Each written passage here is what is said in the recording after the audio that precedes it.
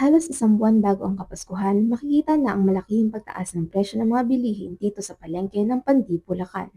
Sa gulay, halos triple-triple na ang pagtaas ng presyo na inarayan ng mga mamimili. Ang repolyong dating 50 pesos bawat kilo, 150 na. Ang patatas na dating 80, ngayon 100 na. Halos triple naman ang presyo ng sayote na mula 25, 70 na ang bawat kilo. Ang sibuyas naman na sangkap sa halos lahat ng putahe, dating 60, ngayon ay 120 pesos na. Tumaas naman ng 130 pesos per kilo ang kamatis na mula sa 30 pesos lang ang bawat kilo, 160 pesos na.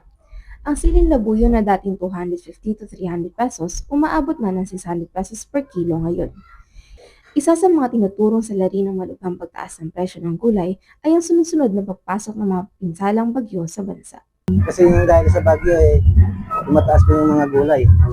Sa presyo naman ng isda, ang bangus sa dating 160 per kilo, umaabot na ng 190 to 200 pesos ang kilo. Ang manok rin na dating 180 pesos, pumapatak na ng 200 pesos ang bawat kilo.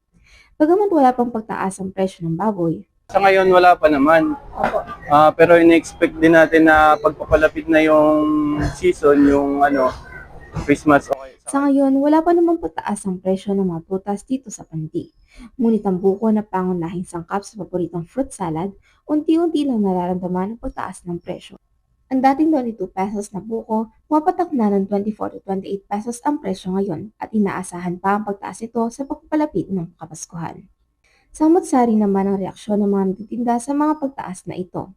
Para sa magugulay na si JR, pabor siya sa pagtaas ng presyo ng mga gulay. Pabor sa amin yun, pero yung sa magsasaka na naman, iwan ko lang kung papayag sila.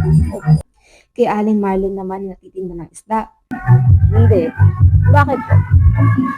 Hindi kaya naman mamimili yun pag mataas ang presyo tunay ngang hindi na bago sa ating mga Pilipino ang pagtaas ng mga presyo ng bilihin sa paglapit ng Kapaskuhan. Ngunit naaabisuhan ang lahat na maging wais sa pamili upang maging merry ang Kapaskuhan. Elea Agustin for We See the Truth in Every Limitless Story, The Four Seer News.